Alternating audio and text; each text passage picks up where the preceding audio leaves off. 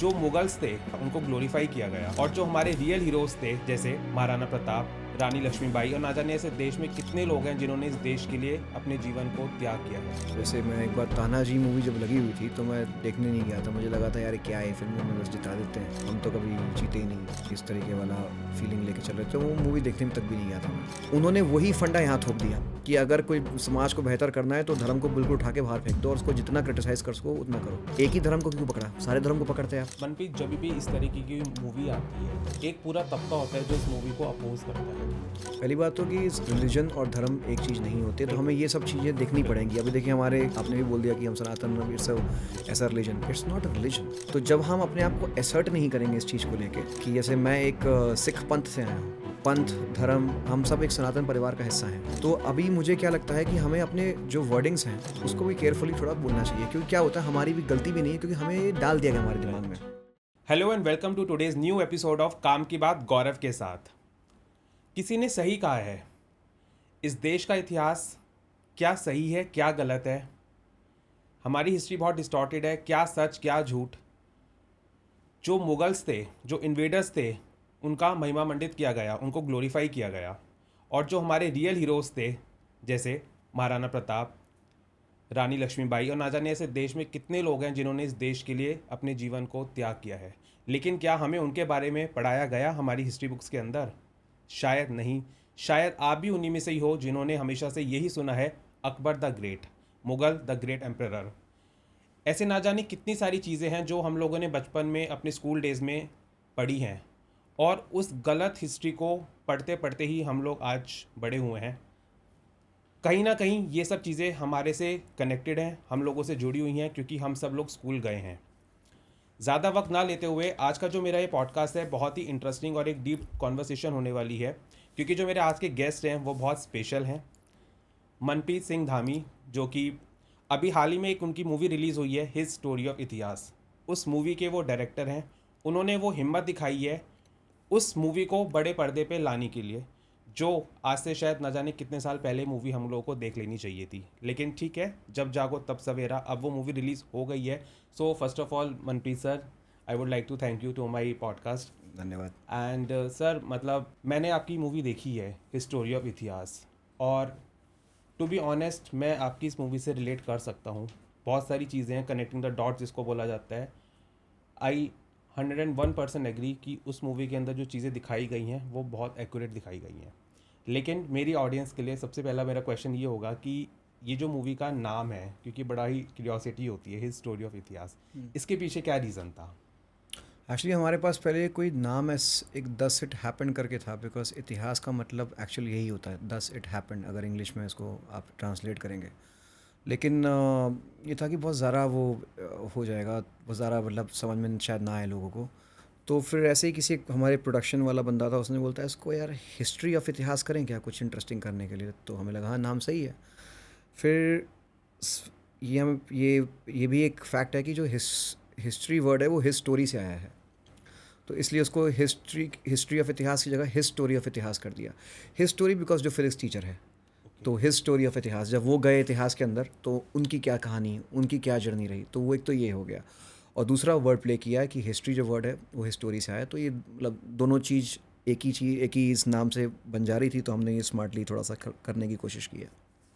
मनप्रीत, मतलब जो आपने ये मूवी बनाई है, तो ये आपके माइंड में पहला थॉट कब आया कि आपको कोई इस तरीके की मूवी बनानी है? क्या आपके साथ लाइफ में कुछ ऐसा पर्सनल इंसिडेंट घटित हुआ था जिसने आपको मजबूर किया कि आपको लगा कि एक ऐसी मूवी मेरे को लेकर आनी चाहिए? नहीं, ऐसे बहुत सारे इंसिडेंट्स हुए थे। वैसे मैं एक बार तानाजी मूवी जब लगी हुई थी तो मैं देखने नहीं गया था। मुझे लगा था यार क्या है फिल्मों में बस जिता देते हैं, हम तो कभी जीते ही नहीं, इस तरीके वाला फीलिंग लेके चल रहे थे। वो मूवी देखने में तक भी नहीं गया था मैं। तो क्या होता है कि वो उस टाइम तो ध्यान में नहीं रहा, वो 2018 के आसपास आई थी, बट 2021 के आसपास किसने मुझे बताया, 2021 के आसपास, कि तुम्हारी हिस्ट्री में गलत बहुत कुछ है, डिस्टॉर्टेड है।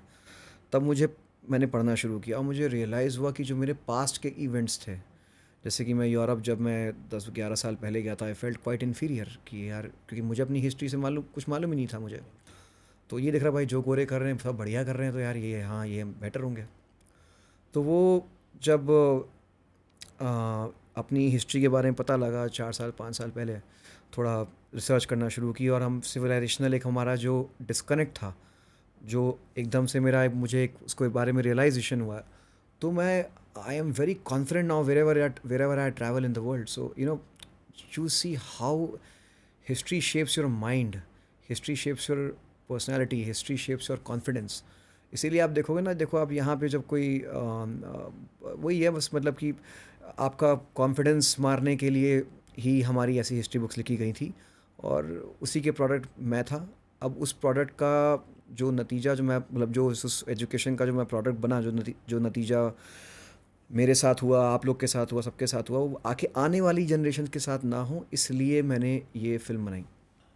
अगर हम अपने जो इंडिया का जो एजुकेशन सिस्टम है, अगर हम उसकी बात करें, इस देश को आज़ाद हुए 75 साल हो गए ऑलमोस्ट, आपको लगता है कि एक षड्यंत्र के तहत जो हमारी हिस्ट्री बुक्स थी उनके साथ खिलवाड़ किया गया, या फिर जो एक लेफ़्ट लॉबी थी जिसको हम नेहरूवियन या मार्क्सिस्ट या जो रोमिला थापा जैसे, और जो इस देश की जो स्टीम यूनिवर्सिटीज़ हैं लाइक JNU, IIT या आपका फॉर डेट मैटर DU, तो वहाँ पे जो लेफ़्ट लॉबी थी उसका एक डोमिनेंस देखा गया है. एंड यही रीज़न है कि जो हमारी हिस्ट्री बुक्स हैं उनको उन्होंने अपने हिसाब से डिस्टॉर्ट किया. इस बात से आप इत्तेफाक हाँ रखते ठीक हैं? है, मतलब ये इसमें यू हैव टू, मतलब देखिए बहुत सारी चीज़ें हैं. एक तो ये है कि जो सिस्टम था वो एक तरह से, नेहरू खुद भी बहुत ज़्यादा ही वॉज वेरी इंग्लिश मोर, वो खुद मतलब बहुत बार कहा भी गया, शायद उन्होंने खुद भी कहा है कि I am more English than the Englishman, which he was very much influenced by the Britishers. तो ऑब्वियस बात, सिस्टम भी वैसा ही बना, फिर वो आगे बस सिस्टम उसको बस मूव फॉरवर्ड किया गया. और पहले हमारे एजुकेशन मिनिस्टर मौलाना आज़ाद थे, तो और जो हिस्ट्री पहले एक कमेटी या एक काउंसिल बनी जिसमें RC मजूमदार उनके वो थे चेयरमैन या डायरेक्टर हेड जो भी हैं, तो उन पे ये आया था कि आप ये हिस्ट्री लिखिए बच्चों के लिए, आने वाले उनके लिए. उनको उन पे इतना प्रेशर आया पॉलिटिशियंस और बाकी लोगों से कि वो रिज़ाइन करके चले गए. तो इस तरीके से जो हिस्टोरियंस जो वाकई भारतीय पर्सपेक्टिव से लिखना चाहते थे उनको निकाल दिया गया, या वो खुद छोड़ के चले गए. ठीक है, और ये होता चला आया है. तो वो मैंने मूवी में भी दिखाया है. तो ये सिस्टम आ रहा है चलते हुए, और ऑब्वियस बात है कि ये एक मार्क्सिस्ट का एक होल्ड था ग्लोबली, उनका एक ग्लोबल उनकी पावर थी, और या उस टाइम उभर रही थी, अब तो बहुत ज़्यादा स्ट्रांग है. तो वो बीच में वो उन्होंने हर कंट्री को एक ही उस में डाल दिया, एक ही एस्पेक्ट में डाल दिया. जैसे कि वेस्ट में लेफ़्ट मार्क्सिज्म की ज़रूरत है, क्योंकि एटलीस्ट उस टाइम तो थी, क्योंकि उस टाइम वहाँ पे वो जो उनके एब्राहमिक रिलीजन्स हैं, it's all about killing others and making sure कि हमारा उन पे थोपा जाए, जो कि इंडिया में ऐसा नहीं है. ये भारत का कल्चर ऐसा नहीं रहा है. तो जो ईस्टर्न रिलीजन्स में ऐसा नहीं रहा, और उनके में ऐसा था. तो वहाँ पे एक ज़रूरत थी कि उनको चेक किया जाए, तभी वहाँ पे स्टेट और रिलीजन अलग अलग किया गया. उन्होंने वही फंडा यहाँ थोप दिया कि अगर कोई समाज को बेहतर करना है तो धर्म को बिल्कुल उठा के बाहर फेंक दो, और उसको जितना क्रिटिसाइज़ कर सको उतना करो. चलो भाई ठीक है, कर लेते हैं. एक ही धर्म को क्यों पकड़ा, दो ही धर्म को क्यों पकड़ा, सारे धर्म को पकड़ते हैं आप. तब वो तो आपने नहीं किया ना. अगर आपने यही करना है सबको पकड़ते हैं आप. सो अब ये चीज़ें लिख के कि Hinduism is oppressive towards women, ठीक है, इस तरह की चीज़ें लिख के, सिख गुरु को बुरा दिखा के, ये सब चीज़ करके, और मुगलों को सब उनका सब कुछ करके, उनका महिमा मंडल करके, ये सब हैं. अब उनको ऑब्वियस षड्यंत्री है और क्या क्या है. और इन्होंने बहुत सारे फ्रॉड किए हैं, कोर्ट ने भी इनको पकड़ा है बहुत बार, इनको कोर्ट ने लताड़ा भी है झूठ बोलने के लिए. तो ये जो हिस्टोरियंस ने जो हमारे साथ किया है, और सबसे बड़ी बात है कोई कॉन्सिक्वेंसेस इनके लिए नहीं है. कॉन्सिक्वेंस तो हमारे लिए हैं राइट. जो हम बन गए. अब तो ये मेरी एक जो मूवी है वो एक कोशिश है कि जो हमारे साथ हुआ वो आने वाली पीढ़ी के साथ नहीं होना चाहिए, और उनके साथ हम जैसे हम बने वो वैसे नहीं होना चाहिए, वो हमसे बेहतर निकल के आए वो. तो जैसे हमारे में गुस्सा है, जैसे मेरे में तो गुस्सा है, उनमें वो प्राइड निकल के बाहर आना चाहिए. तो इसलिए ये मूवी हमने मतलब एटलीस्ट उस उद्देश्य से बनाई है. मनप्रीत, जब भी इस तरीके की मूवी आती है, हमने द कश्मीर फाइल्स के टाइम पे देखा, हमने केरला फाइल्स के टाइम पे देखा, एक पूरा तबका होता है जो इस मूवी को अपोज करता है, क्योंकि वो उस सच्चाई को एक्सेप्ट ही नहीं कर सकते हैं कि हाँ इस देश में ऐसा हुआ है, वो सच्चाई है, जिसको लोग बोलते हैं कि ये आपने मैनिपुलेट किया है या ये झूठ दिखाया गया है. स्पेशली अगर मैं आपकी इस मूवी की बात करूँगा, तो सेंसर बोर्ड से या ऐसी जो जो ये तमाम अथॉरिटीज़ होती हैं जिनसे आप लोगों को परमिशन लेना रहता होगा, पूरा एक क्राइटेरिया रहता होगा, क्या चैलेंजेस आप लोगों को फेस करने पड़े थे इसके अंदर? सेंसर बोर्ड में हमें 50 कट और मॉडिफिकेशन करने को बोले गए थे. 50 कट और मॉडिफिकेशन में मूवी ख़त्म हो जाती है. तो उन्होंने बोला कि जी जो आपने 50 चीज़ें बोली हैं इसके लिए हमें हिस्टोरिकल रेफरेंसेस दीजिए। तो हिस्टोरिकल रेफरेंसेस उनको हमने दिए, हिस्टोरिकल रेफरेंसेस उनको हमने दिए, और क्योंकि मैं पढ़ लिख के ठीक ठाक बैठा हुआ था, तो और भी मेरे साथ भी लोग भी जुड़े हुए थे, तो मैं उनको देता जा रहा था। उसके बावजूद जब रेफरेंसेस दिए तो उन्होंने बोला कि आप भाई अकबर को बुरा नहीं दिखाना चाहिए, आपको टीपू सुल्तान को ऐसे नहीं ऐसे देखना चाहिए। तो वो इतनी अब जब रेफरेंसेस भी दे दिए, सब कुछ प्रूफ भी दे दिए, उसके बाद फिर वो मेरे हिस्ट्री टीचर बनने लग गए वहाँ पे कि आपको ये नहीं करना चाहिए, वो नहीं करना चाहिए। तो फिर वही सब फाइट चल रही थी, उसके 3-4 महीने लगे और वो नहीं मान रहे थे। फिर उसके बाद मैं रिवाइजिंग कमेटी में गया। रिवाइजिंग कमेटी में मैंने अपनी बात रखी कि भाई ये क्या मतलब क्या चल रहा है, ये मजाक, मतलब ये मैं आपको रेफरेंसेस भी दे रहा हूँ। क्योंकि जब पहले जो हमने फर्स्ट टाइम इसको सेंसर बोर्ड के पास में गया था, तो उन्होंने जब मैंने उनको हिस्टोरिकल रेफरेंसेस दिए तो उन्होंने कुछ कमेंट्स लिखे हुए थे उन पेपर्स पे, जो मैंने उनको कॉपीज़ दी थी कि ये देखो इसका प्रूफ ये, इसका प्रूफ ये। उस पर उन्होंने नीचे कमेंट्स लिखे हुए थे। वो कमेंट्स ऐसे थे, it was so laughable, so I just told them can I take a picture of this, ठीक है। They didn't let me. उन्होंने 2 बंदे वहाँ बिठाए, मेक श्योर कि मैं पिक्चर ना ले सकूँ उसकी। तो मुझे समझ में आया कि यार ये सिस्टम वाकई सरकार किसी के सिस्टम ही नहीं गई है, तो अब जो भी है। तो फिर उसके बाद मैं रिवाइजिंग कमेटी में फिर मुझे जाना पड़ा, वो भी बहुत मुश्किल से गया मैं, क्योंकि इतना आसानी से आप रिवाइजिंग कमेटी में नहीं जा सकते आप। तो रिवाइजिंग कमेटी में गया तो वहाँ उन्होंने मेरी बात समझी और उन्होंने फिर 5-6 कट्स दे के मूवी को फिर बहाल किया। अभी आपको मूवी को रिलीज़ हुए अराउंड 1 वीक ही हो गया है, अभी तक कैसा रिस्पांस मिला है आपको? देखिए क्या कि हमारी एक छोटी मूवी है, सो व्हेन आई से छोटी means not in terms of vision तो खैर शायद बाकियों से भी बड़ा होगा, लेकिन in terms of budgets, in terms of promotional budgets हमारे पास बहुत कम होते हैं वो। तो अभी क्या है कि जैसे बड़ी मूवीज़ होती हैं तो वो 5-6 हज़ार 7 हज़ार स्क्रीन्स पे रिलीज़ होती हैं, हमारी सिर्फ 100 स्क्रीन्स पे हुई हैं। उन 100 स्क्रीन्स पे भी ऐसा हुआ है कि जहाँ जहाँ हमारे अच्छे रिस्पॉन्सेज आ रहे थे, ऑलमोस्ट 70-80% ऑक्यूपेंसीज भी आ रही हैं, 60% ऑक्यूपेंसी भी, वहाँ से भी मूवी निकाल दी गई। बट ऐसा क्यों? I don't know, there is system, there is a mafia ecosystem which place. मतलब आप सोचो फ्राइडे को मूवी नहीं आती है तब पुरानी मूवी को रिप्लेस करता है, मेरी थर्सडे को ही रिप्लेस हो गई मूवी, और जहाँ पे नंबर्स भी आ रहे थे, जहाँ पे नंबर्स नहीं आ रहे वो रिप्लेस करना, I understand, that's business, I can get that.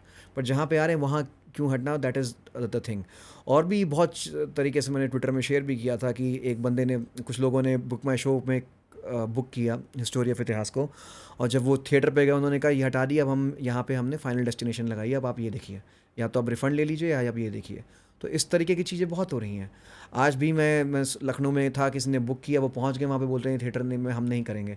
जब उन्होंने वीडियो बनानी शुरू, बोला कि हम वीडियो बना रहे हैं इसकी, तब जाके उन्होंने मूवी प्ले की। आज सुबह की बात है, 11 बजे की बात है।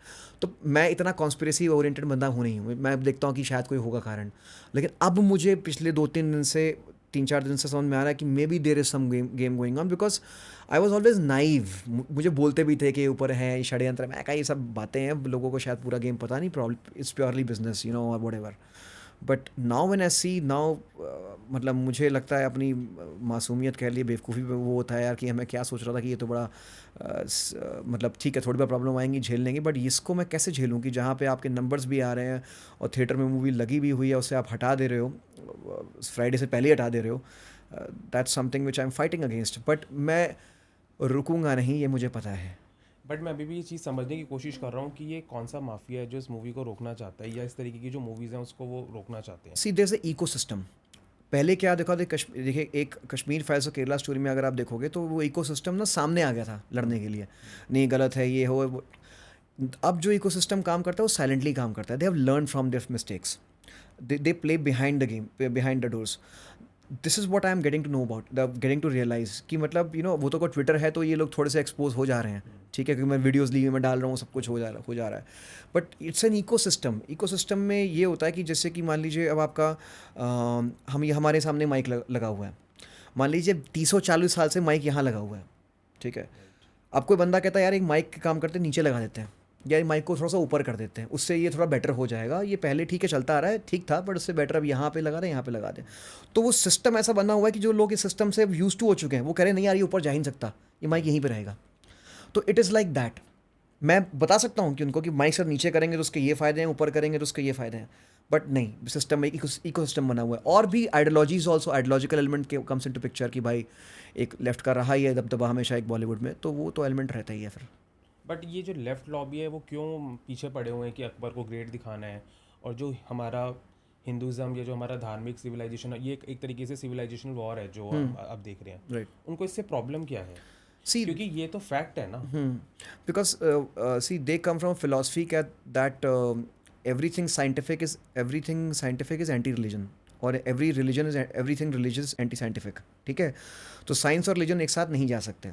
ये आपका ये पूरा इनका जो पर्सपेक्टिव है वो वेस्ट वाले माइंडसेट से बट आया है. मैं पर्सनली चीज़ में बिलीव नहीं करता। लेकिन आप इंडियन हैं क्योंकि आपका यहाँ पे डिफरेंट तरीके से हैं, तो यहाँ पे हमारे यहाँ पे नहीं है, यहाँ पे हमारे में धर्म और साइंस साथ साथ चलते साथ हैं. साथ चलते हैं। बट उनको ये समझ नहीं, उन्होंने कॉपी पेस्ट वाला किया, तो वो उसी माइंडसेट से चलते हुए उन्होंने ये किया कि जो वहाँ पे ज़रूरत थी उन्होंने यही चीज़ यहाँ भी काट दी. हालांकि वहाँ भी उन्होंने क्या किया क्या नहीं किया मुझे पता नहीं, बट यहाँ पे भी उन्होंने ये चीज़ को काट दिया. इवन मैंने एक चीज़ और ऑब्जर्व करी है, हम लोग रिलीजन की जब बात करते हैं, पहली बात तो हम इतना रिलीजन में पढ़ते भी नहीं है, लेकिन जब हम अपने धर्म की बात करते हैं, सनातन धर्म, हम प्राउडली बोलते हैं, मैं प्राउडली बोलता हूँ कि yes I am a Hindu, and मेरे को कोई शर्म भी नहीं है ये बोलने में. दुख की बात ये है कि हम जब, क्योंकि हम इस जनरेशन के हैं, मैं ऐसी जनरेशन से कनेक्टेड हूँ, आप भी कनेक्टेड हैं, बड़ा दुख होता है ये देखकर कि लोगों को एक्चुअल में रीज़न ही नहीं पता चीज़ों का. लोग मजाक उड़ाते हैं. फॉर एग्जांपल हमने बोला कि अब शिवलिंग पे दूध चढ़ाई, कितनी मूवीज़ बनी है, बहुत सारी मूवीज़ में तो आमिर खान की मूवी में बहुत नेगेटिव तरीके से भी दिखाया गया था. या जैसे हम लेडीज़ की बात करते हैं तो लेडीज़ को बोला जाता है पैरों में बिच्छू वो पहनती हैं. उन सबका एक रीज़न है. अब आपको उस रीज़न के बारे में नहीं पता तो वो प्रॉब्लम आपकी है, हमारी नहीं है. हमारी अगर कोई पेरेंट्स हैं, उनकी ये मिस्टेक है कि उन्होंने अपने बच्चों को वो चीज़ें बताई नहीं, क्योंकि शायद वो खुद ही नहीं जानते हैं. उन्होंने बस एक कल्चर को फॉलो किया, उन्होंने कभी जानने की कोशिश भी नहीं करी. तो हैट्स ऑफ टू यू कि आप ये मूवी को लेकर आए हो, क्योंकि मैंने ये मूवी देखी है और मुझे लगता है कि this is the high time कि हम अपनी जनरेशन को एक एक चीज़ों के बारे में बताएं. क्योंकि मुझे ऐसा लगता है कि सनातन धर्म इज़ द ओनली रिलीजन जो सबसे ज़्यादा साइंटिफिक है और हर एक चीज़ का रीज़न है. पहली बात तो कि रिलीजन और धर्म एक चीज़ नहीं होती, तो हमें ये सब चीज़ें देखनी पड़ेंगी. अभी देखिए हमारे, आपने कहा ना रिलीजन और आपने भी बोल दिया कि हम सनातन धर्म इट्स ऐसा religion. It's not a religion. Translations में बहुत फ़र्क आ जाता है भाई. ठीक है, तो जब हम अपने आप को एसर्ट नहीं करेंगे इस चीज़ को लेके कि जैसे मैं एक सिख पंथ से आया हूँ, ठीक है, तो पंथ धर्म हम सब एक सनातन परिवार का हिस्सा हैं. ठीक है, तो अभी मुझे क्या लगता है कि हमें अपने जो वर्डिंग्स हैं उसको भी केयरफुली थोड़ा बोलना चाहिए, क्योंकि क्या होता है हमारी भी गलती भी नहीं है, क्योंकि हमें ये डाल दिया गया हमारे दिमाग में. ठीक है, अब जैसे कि मैंने यूट्यूब का ट्रेलर डाला तो उसमें नीचे उसमें ट्रेलर में बोला गया कि कास्ट सिस्टम ब्रिटिशों ने बनाया. लोग हंस रहे हैं सर नीचे बैठ के कि भाई पूरा वो कि ये कास्ट सिस्टम भी बड़ा बनाया, ये तो क्या ही मूवी होगी, ये तो ये है वो है जो भी है. अच्छा, पहले स्क्रीन पे ही लिख के आता है ट्रेलर के कि history is not equal to इतिहास, जाति is not equal to caste and धर्म is not equal to religion. तो यही प्रॉब्लम है. अब इतने ब्रेन वॉश हो चुके हैं, उनको लगता है यार ये कैसे हो सकता है, हमें तो महाभारत में ये है वो. अरे भाई जाति वर्ण कास्ट में अंतर है. ठीक है, अब लोग को पता ही नहीं है. अगर मुझे हिस्ट्री बुक में ये बताया जाता कि जाति वर्ण पहले यहाँ पे थी, जाति और वर्ण थे यहाँ पे, और उसके बाद कास्ट सिस्टम ब्रिटिशर लेके आए, तो शायद ये लोग जो आज हंस रहे हैं, और मैंने मूवी में दिखाया भी है कि हमारे लोग हंस ही रहे हैं हमारे पर ही. ठीक है, और किस कारण से हंस रहे हैं, because book has brain washed us like that. तो मुझे उन पर गुस्से से तरस आता है. तो इसीलिए वो ये जो आप कह रहे हैं ना कि वो नहीं मानते, नहीं कर रहे, because this education system has make them like that. वो उनकी भी कहीं गलती नहीं है.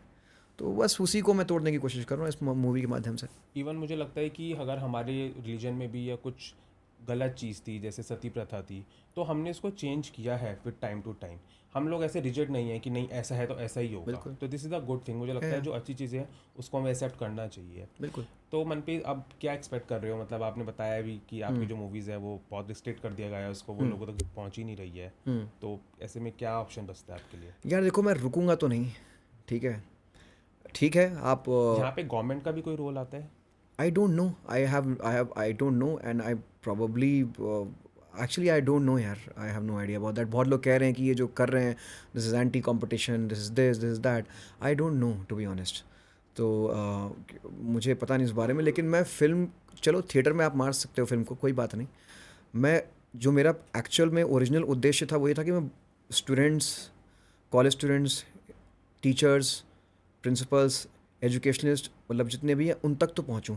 मैं फिर अब डायरेक्टली उनके पास जाने की कोशिश करूंगा. I will bypass them, because मेरा मूवी बनाने का पूरा जो उद्देश्य है वो यही है यार कि ये मैसेज में पहुंचाऊं लोगों तक.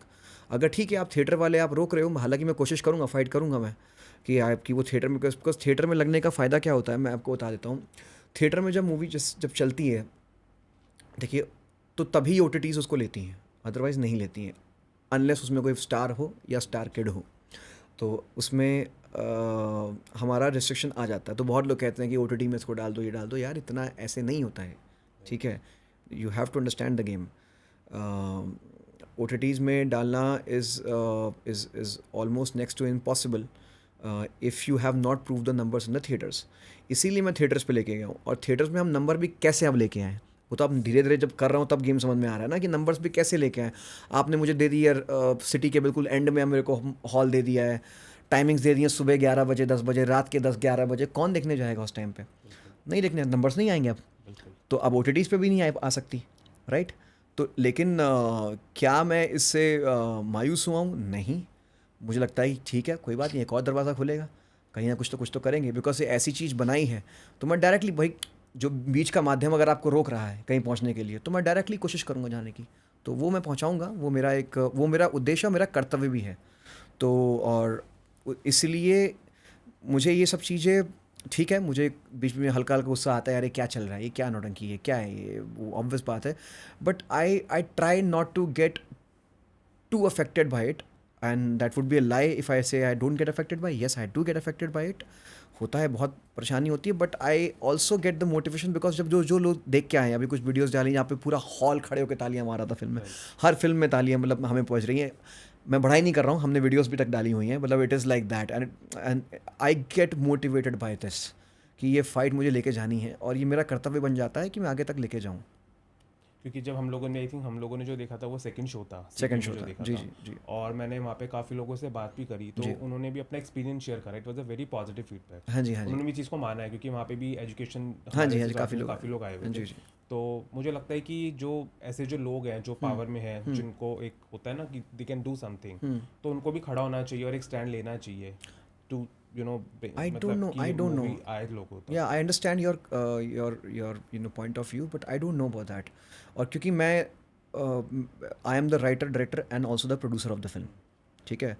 तो मैंने प्रोड्यूस भी अपने ही खर्चे से सब कुछ किया है मैंने इस पे, तो किसी के पास मैं गया नहीं हूँ। तो मेरी कहीं ना कहीं आदत थोड़ी रहती है कि कोई नहीं भी आता, कोई बात नहीं, हम देख लेंगे, ठीक है। वो थोड़ा पंजाबी सरदार वाला एक है हम लोग में, पागलपन, बेवकूफ़ी या दिलेरी, जो भी कह दो आप, वो हम लोग में होता है वो चीज़ कि ठीक है, देखी जाएगी, हम खुद देख लेंगे। तो वो एक माइंडसेट है अपना। तो अगर कोई आए तो बहुत बढ़िया, अच्छी बात है, राम राम। लेकिन अगर आप नहीं आए तो तब भी राम राम, ठीक है, कोई बात नहीं।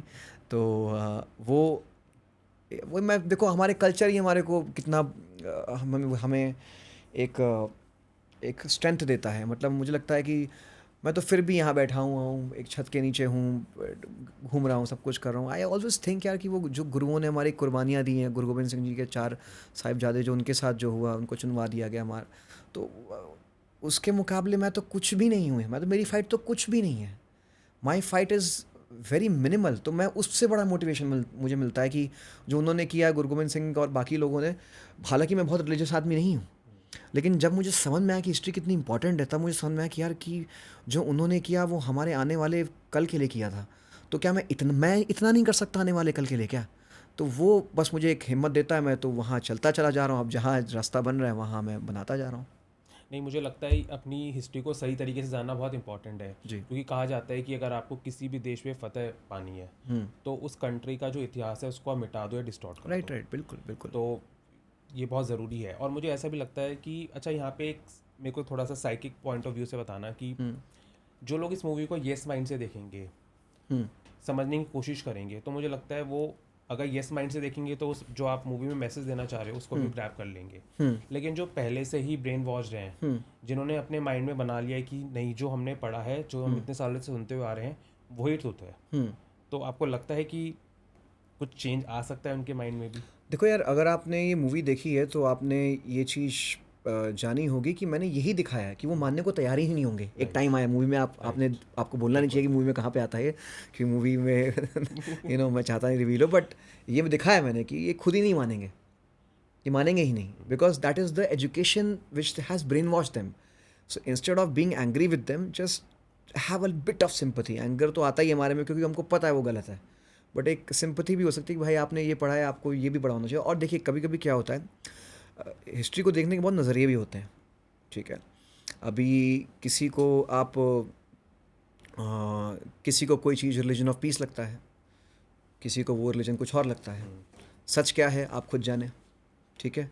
खुद फैक्ट्स देखिए, खुद आसपास देखिए क्या है, उसके बाद अपना आप जो, क्योंकि मेरी मूवी में मैंने यही बोला है कि अपना सत्य खुद जाने।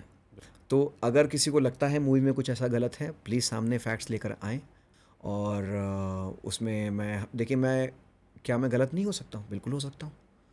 आज से शायद 25 साल बाद कोई कोई कुछ और एविडेंसेस निकलें, तो उसमें ऐसा हो कि जो मैंने मूवी में बात बोली हो बिल्कुल ही गलत प्रूव हो जाए, हो सकता है वो।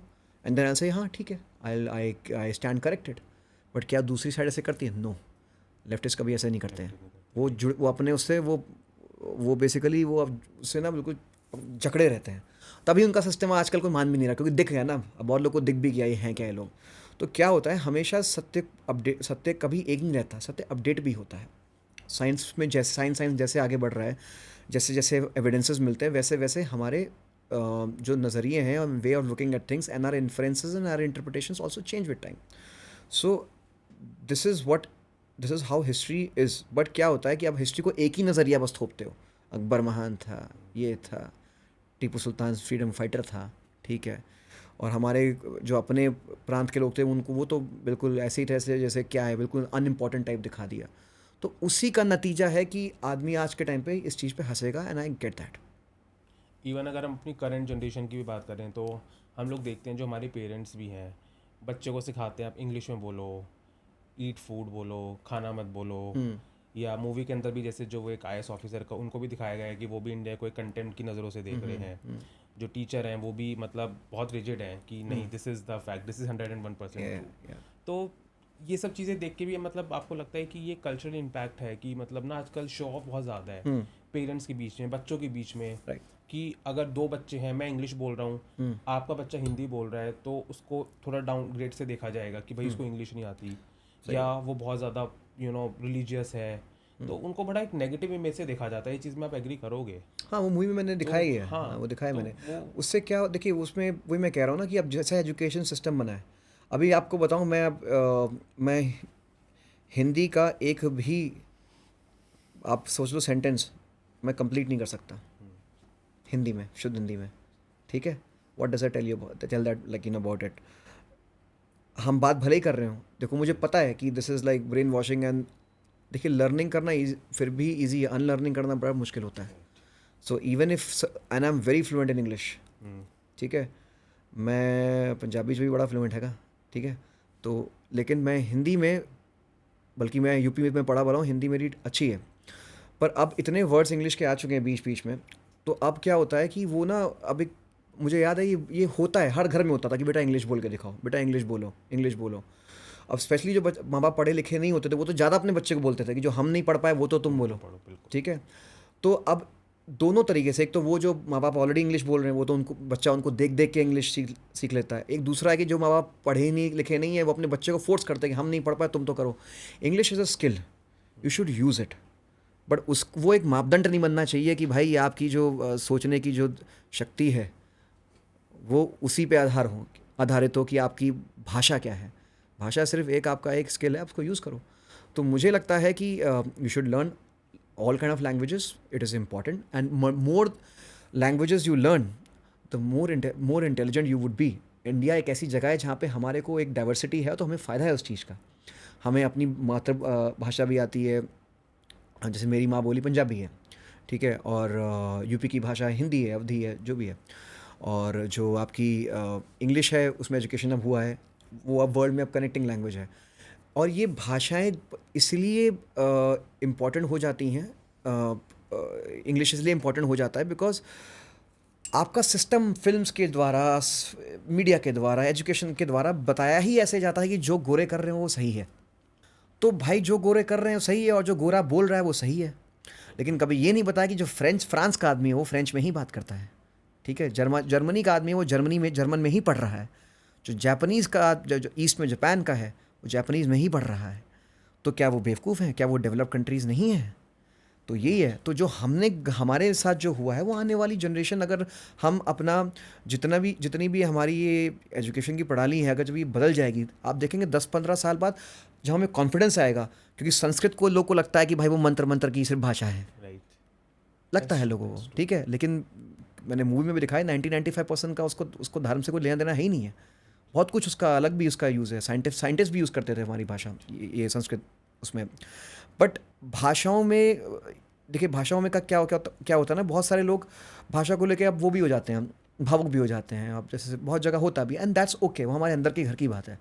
लेकिन मैं कह रहा हूँ जितनी भाषाएं आप सीख सको, जैसे अगर मैं महाराष्ट्र में जाता हूँ तो मुझे हल्की हल्की थोड़ी मराठी समझ में आने लग गई है, तो ठीक है, इट्स ओके। तो किसी को हमारी भाषा किसी के ऊपर थोपनी नहीं चाहिए, मुझे ऐसा लगता है। ऑप्शंस देने चाहिए कि 3-4 ये भी सीख लो, ये भी सीख लो, तुम्हारा ही फ़ायदा है। नीरज अत्री सर का आपको लगता है इस मूवी के अंदर सबसे बड़ा रोल, या ये मूवी उन्हीं के थ्रू ही आप लेकर आए हो, उनका कितना बड़ा रोल है? बहुत बड़ा रोल है यार, मतलब he was like a father.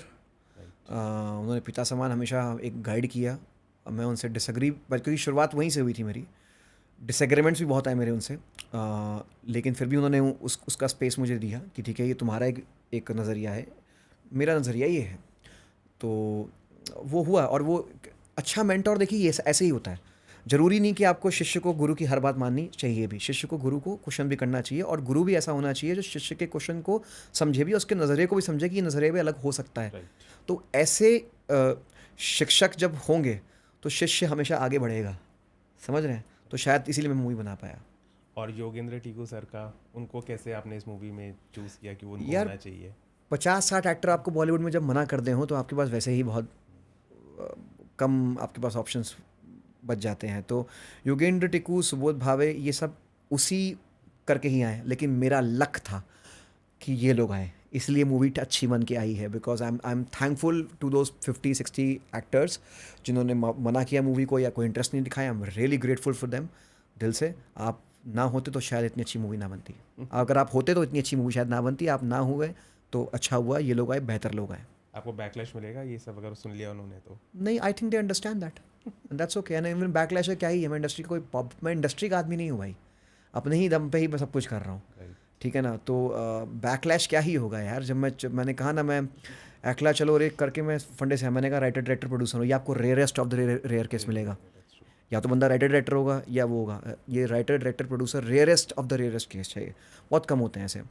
तो वो कम होते हैं, तो इस करके मुझे किसी की ज़रूरत नहीं है, ठीक है। इस मामले में जो हमारे सबको मतलब ज़रूरत, मुझे वैसे ऑब्वियसली सपोर्ट की है, बट ऐसी ज़रूरत नहीं कि मैं आपके बिना मैं कुछ कर नहीं पाऊँगा।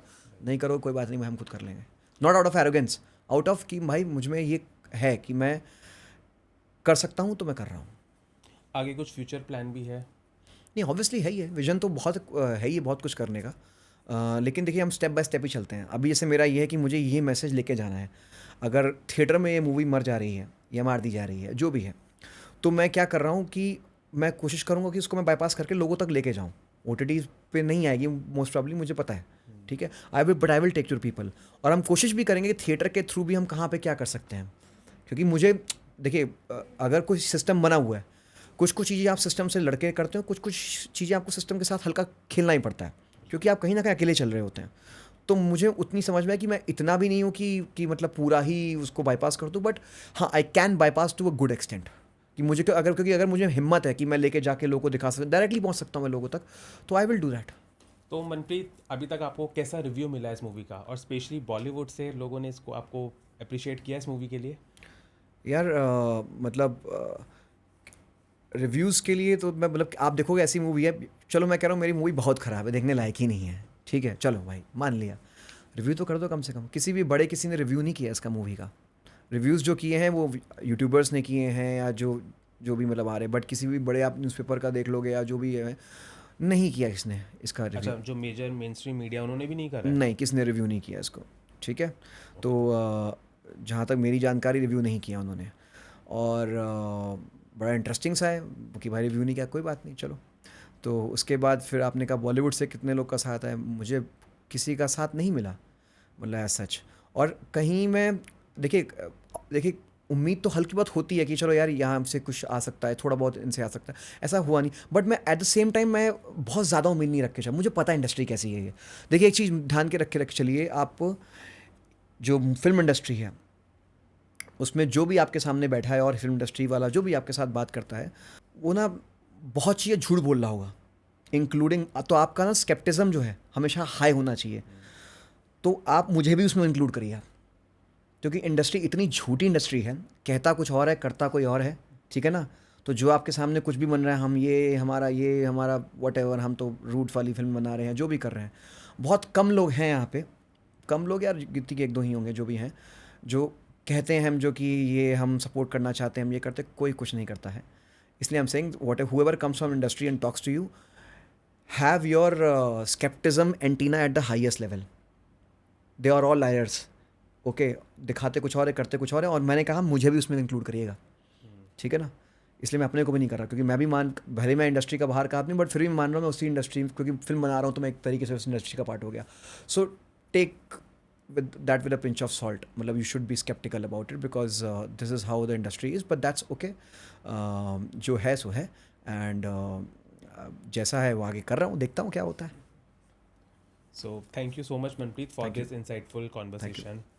सो फ्रेंड्स, मतलब आई थिंक आप लोगों ने एग्री किया होगा मनप्रीत सर की बहुत सारी बातों से, और आई एम श्योर अगर आप में से जो यूथ है, अगर वो इस हमारे पूरे पॉडकास्ट को देख रहा है, तो थोड़ा एक बार रिकैप करिएगा, फ्लैशबैक में जाइएगा कि आप लोगों ने अपनी स्कूल टाइम में क्या क्या पढ़ाया गया था आपको। तो जैसा कि सर ने भी कहा, सच क्या है झूठ क्या है वो हम आप तक छोड़ते हैं, लेकिन हाँ आपको ये मूवी ज़रूर देखनी चाहिए। अब मूवी देखनी चाहिए तो उसको भी लेके सर ने शेयर करा है कि काफ़ी सारा मतलब रुकावटें आ रही है मूवी में, लेकिन सर मनप्रीत सर फिर भी फाइट कर रहे हैं कि इस मूवी को वो आप लोगों तक ज़रूर लेकर आएँ। तो अगर आप तक ये मूवी पहुंचती है थिएटर के माध्यम से, सर जैसे भी लगे हुए हैं, आप लोगों को ये मूवी ज़रूर देखनी चाहिए, क्योंकि मैंने पर्सनली ये मूवी देखी है, तो मैं आपको एश्योरेंस देता हूँ कि डेफिनेटली ये एक मस्ट वॉच मूवी है। इस मूवी के अंदर जो भी दिखाया गया है वो कोई प्रोपोगेंडा नहीं है, वो एक रियलिटी है। तो आप लोग भी इस मूवी को देखिए, और अगेन येस माइंड से देखिएगा, बहुत ज़्यादा नेगेटिव होके नहीं देखना है कि नहीं ऐसा है तो ऐसा ही है, नहीं, ओपन माइंड से देखिएगा आई एम श्योर। और आप रिसर्च भी कर सकते हैं। अब आप जब रिसर्च करेंगे तो वो भी बहुत मैटर करता है कि आपका सोर्स क्या है, तो कोशिश करिएगा कि सोर्स ऑथेंटिक हो, तभी जो ये राइट इन्फॉर्मेशन है, जो डिस्टॉर्टेड हिस्ट्री है, क्या सच्चाई है, वो मैसेज आप लोगों तक ज़रूर पहुंचेगा। So thank you so much friends for your time, and at last do like and subscribe my YouTube channel journo Gaurav. बहुत जल्दी मिलेंगे एक नए और इंटरेस्टिंग टॉपिक के साथ। नमस्कार।